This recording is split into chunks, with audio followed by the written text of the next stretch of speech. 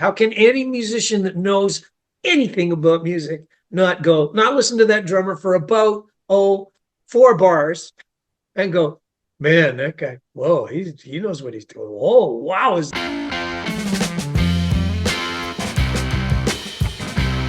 When talking to the guys in Triumph, Led Zeppelin comes up a lot. Of course they do.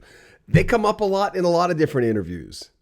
But in my last chat with Rick Emmett, which was I think about a month ago, I casually mentioned to him that Led Zeppelin wasn't played in Steve Howe's place. Steve Howe, guitarist of Yes, because there was a rivalry via Atlantic Records between Led Zeppelin and Yes. And Dylan Howe, who I interviewed quite a few years ago, had told me that there was no Led Zeppelin in his house because his dad really didn't like the band because they were just rock. I'm going to play that clip in a second. So I told that to Rick Emmett, and it got the juices running a little bit. Not that there was a big deal. It was a passing thing. I can understand that. You could probably name a whole bunch of people, and maybe you should in the comments, that you weren't allowed to play in your house when you were growing up. It was your parents' house. So anyway, I mentioned it to Rick Emmett. He had an unbelievable reaction to that and what Led Zeppelin's debut album was all about. We've also got some clips, and just stay tuned for it, from Mike Levine, the bass player from Triumph, who talks a little bit more about Led Zeppelin. Triumph talks about Led Zeppelin on Rock History Music.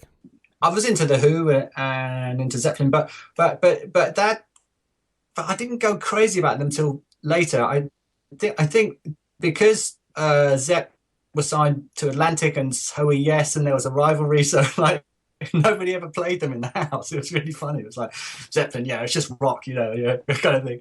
No, Dylan Howe, Steve Howe's son, told me he wasn't allowed to listen to Led Zeppelin growing up because the Atlantic, they were competitors. He says, Yes. no, I could not listen. And he's a good drummer too. He said I could. Well, his dad's a guitar player, but and Alan and Bill Bruford, they helped him with drums. But yeah, he couldn't listen to Led Zeppelin. Yeah, I mean, there was a sort of a famous run of columns that I did for Guitar Player magazine about discriminating taste. And it sort of created a little bit of controversy at the time, just because I quoted, like, the guy from Soundgarden saying something about, the teenage girls at the mall, uh, I can't remember how he phrased it, and I'm not gonna get it wrong. But anyways, it was sort of disparaging. And in the thing I wrote, like, who made you the god of teenage girls in the mall? Like, that's not how this works. They get to make their own choices, and you should be really, really happy about that. That's how it works, because the choices that they make are getting them into music, and music will evolve and change in their lives. And if it doesn't, they've found something that they're happy with. So why would you want to take away their happiness? And it doesn't infringe upon yours. This is the whole thing about discriminating. It's like, there's no 9-year-old kid on the planet that takes a sip of cognac and goes, fantastic. Like, it just doesn't happen. Yeah. That is discriminating taste. That is something that you have to develop a palate for, and it's weird when you come up against it with guys that should be so, like, very liberal-minded artists, guys in progressive bands. They should have the most open minds and intellects of them all. And then you realize, they go, no, I've told my kid he can't listen to Zeppelin. That's forbidden. And you go, what? Like, why would you do that? Why would a guy that plays in one of the most progressive kinds of acts on the planet Earth tell his son not to listen to John Bonham, not to listen to the kinds of production choices that Jimmy Page made, not to listen to, and here's why he's probably telling him no. That first album, the one that you got the cover of back up there, it had pure sex oozing out of every track because of what Plant was doing and how Page had sort of decided, this is the kind of band I want. I want a rhythm section that's this capable and this hard and this tight and this, and then we're going to do all of this, sexy, squeeze my lemon stuff on the top. And it's just going to be something that will capture the imagination of everybody that is listening to FM radio and buying albums. It was right on the, and of course, yes was not, that's not how they thought. That wasn't anywhere near the way they figured a rock band should be. So that's why he decided to discriminate against Zeppelin for his son. If you ask that his son now, so what do you think of John Bonham? He loves John Bonham.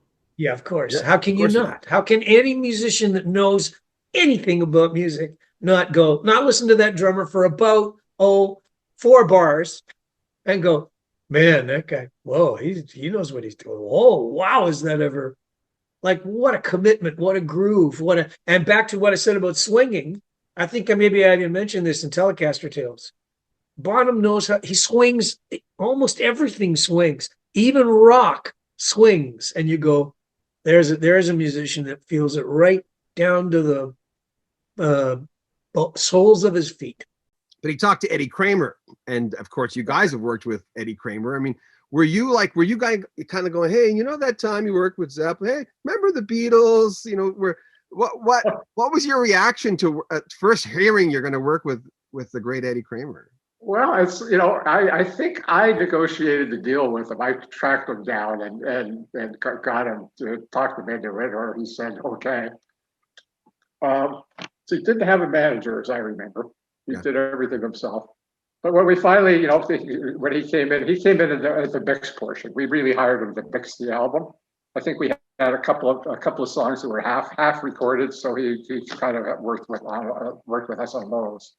But he was mainly there to be a mixologist. And but Gil would, constantly ask him questions about John Bonham and the sound. How did you get the sound? How did you get the sound? And he would go, it was nothing special. He just set the mics up. He said Bonham was like, he was built like a brick house. So his legs were like huge tractor tires, those great big 10-foot tall tires. He said he just tapped the bass drum, it went boom. And he said, so it wasn't a big deal. Just set up the mics and let him go. So, Eddie, I was always impressed with the work he did with Hendrix, so I was all over him about that.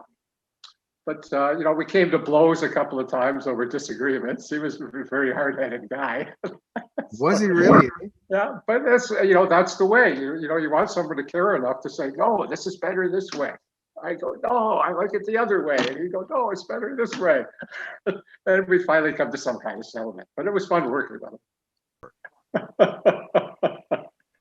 I'm trying to remember what I could talk to you what I could speak to.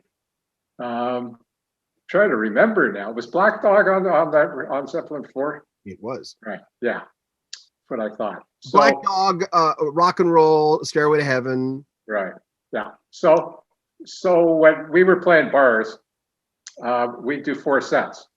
And one would be a Led Zeppelin set where we start and not stop until a half hour was over. Nothing, segue from song to song to song. No chance for anybody to throw tomatoes at you if they hated you, whatever. It's like it just went from the boom, start to the end, Black Dog, we had so much trouble with that song. There's one place where it turns around and it's really hard to count. And it doesn't matter how you do it.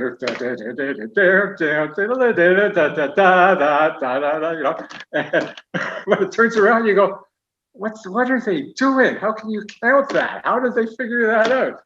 But you just have to memorize it and play it because you couldn't count it.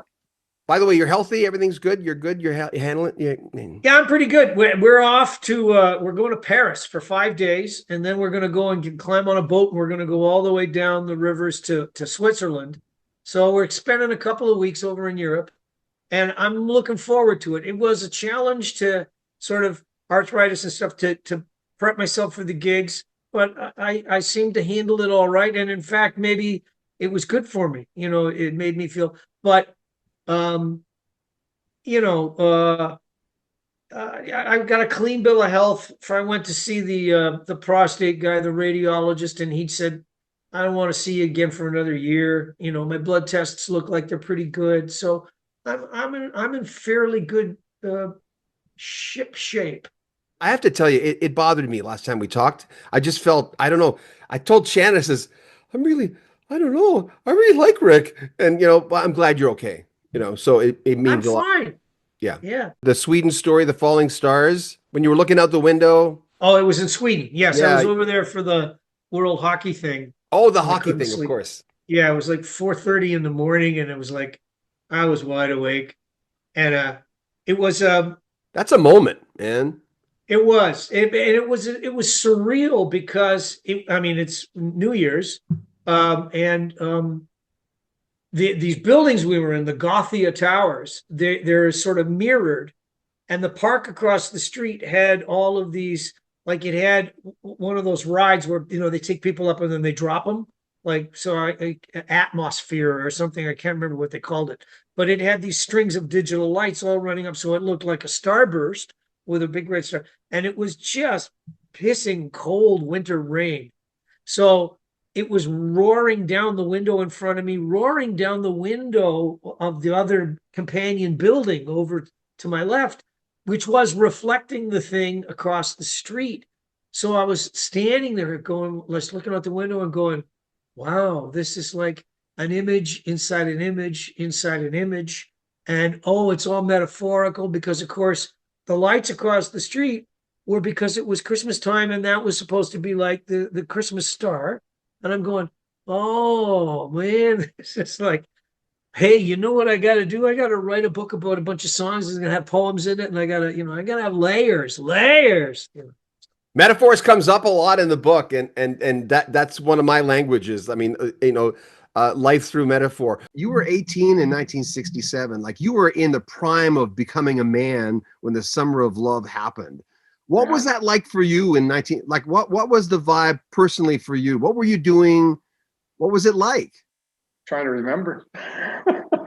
When I was 18. Yeah, you were obviously into music. I mean, I was living in, I was playing in bands, or a band. I can't remember which one then.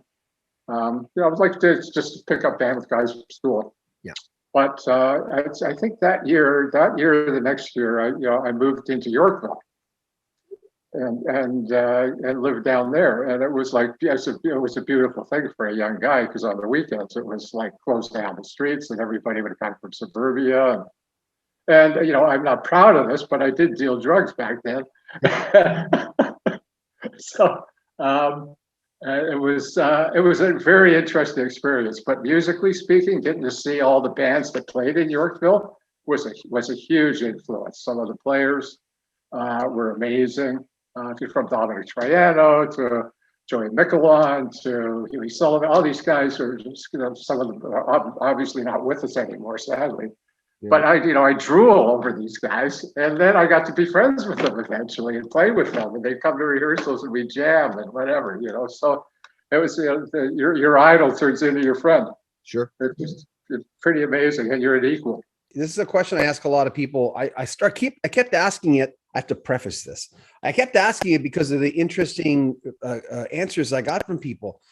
Okay, Gil, you're in the dentist's office, and the guy next to you doesn't ask you what you're in for. He knows what you're in for, well, roughly. And he looks at you and he says, "So what do you do?" And of course, what do you say? I generally just say I'm a musician. But then, okay, have you done anything that I would know? So I don't do that? Information. No. If he recognizes me, like I'll talk to him about Triumph, but I don't volunteer the information. Yeah, because it changes the energy in the room, and then the conversation's this long. You don't have this long. Well, yeah. Let's talk about. Let's continue with that. I'm always curious about family dynamics, and Gil, as you can understand, half the people I talk to. I'm 62. Half the people I talk to have at least 10 years on me. Been in radio 39 years, so I've interviewed freaking everybody in Canada and a lot of them in the US and Europe. But only half of them, and I'm being generous when I say that, say did the parents get it? Obviously, your parents did, or your dad did. But how was that as a kid growing up, being a rocker and a drummer? I know I've got one. He's 18. How was that for you? How did the family take that? Well, when you're a kid, at least if you were me, you take a lot of things for granted, and you don't realize until you're older that you did. So, for example, in my neighborhood, my parents would let my bands practice in our house. None of the other parents would, but my parents would allow it. I can remember when we got a keyboard player, and of course, it's funny when you say you got a keyboard player. Yeah, but when we started for instruments, so your keyboard player meant that his parents had a piano in their house. So the only way we could practice, my mom was a pianist, and she had a beautiful Heinzman piano in her living room. And she said, well, you can practice in the living room. You got to be careful. I can't, when I look back on that, I'm like, my parents let my band practice in the living room. Are you kidding me? Who would allow that? They had a rule about me practicing drums, because when I got hooked on drums, it was every single day of my life. And it was nonstop noise, of course, coming from our basement. And they had a rule that I could practice from when I came home from school until dinner. And then I could go right back after dinner and start up again.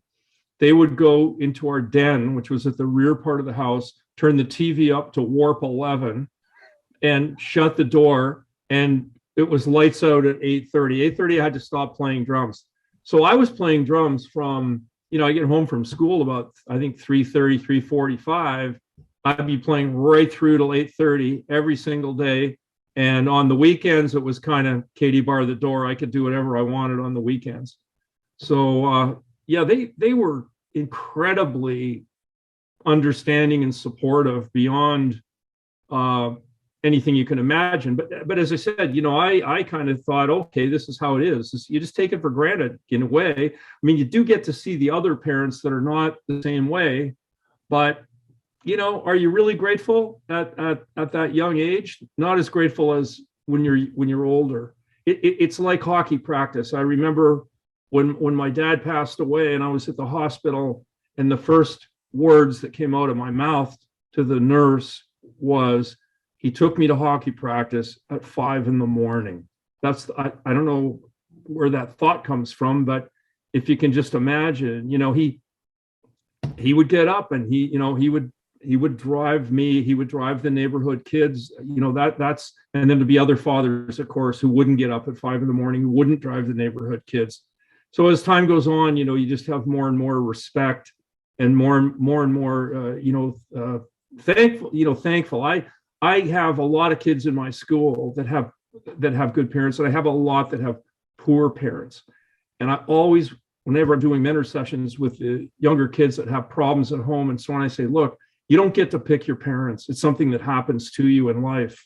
So not everybody gets a great, they get somebody's going to get the short straw, at a certain point. And that's unfortunate, because, all kids deserve to have a shot, and not every kid does. The book's more than just guitar. I mean, the book's about life. Everything you do is about, that's multi-layered. But what's that feeling of you? Like you survived. A lot of the people didn't. Do you ever look at that younger man? Do you ever look back at that guy and? Oh, it's inescapable, of course, just because of the fact that, especially you go out and you're playing gigs, like I haven't played a gig in 7 years, and I go out and intermission, people are bringing albums they want signed, and, and they live, a large part of them lives with this soundtrack that's very current and vital in their lives. But their thought of Rick is that Rick is this young guy running around in a pair of spandex pants, or, being this guy in the rock band. And you go, like you were saying about earlier, when I went out on my own, I ended up making far more albums and doing far more stuff creatively than I had ever done when I was in that 13-year period in Triumph. But because it had such a huge impact in a public way. So you can never really escape the past. The past has come back. But in a way, that's one of the beautiful graces of music, that it has this time traveling kind of quality. It's not me. I'm getting older and I look at pictures of me and I go, there's no Dorian Gray thing going on here, but the music has this ability to kind of morph itself, find new people that are interested in what it was. There was a young lady almost in tears sitting in the front watching the show with her mom, you know, and I say young, she was probably in her mid-20s, So, but when you see something like that, you kind of go, wow, time sure flies, and I'm this old fart that's got, arthritic knees, and I see pictures taken at the gig, and I've got like this dowager's hump, like it's the guitar player neck, it's like I'm like this, I go, "No, that's not very flattering."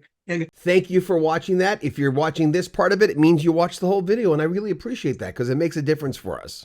YouTube has been an unsteady cat for us lately, but we're trudging through it all. Remember, if you want to make a donation, there's a PayPal link in the description. Join our Patreon, you'll get hundreds of clips for $6 and change that have not seen the light on YouTube yet. You'll get access to them first. And if you want a Rocky Stream Music cap or hat or t-shirt or tank top, there's a link to our Teespring store where you can buy a whole bunch of stuff. People will think you work for Rocky Stream Music. A little emblem here or here. Remember, subscribe to our channel, click the bell notification so you don't miss anything. Comment on our videos. We read all the comments. Like the videos and share them on social media where it's appropriate. That makes a huge difference. I'm John Bowden. This is Rocky Stream Music. Take care of yourself.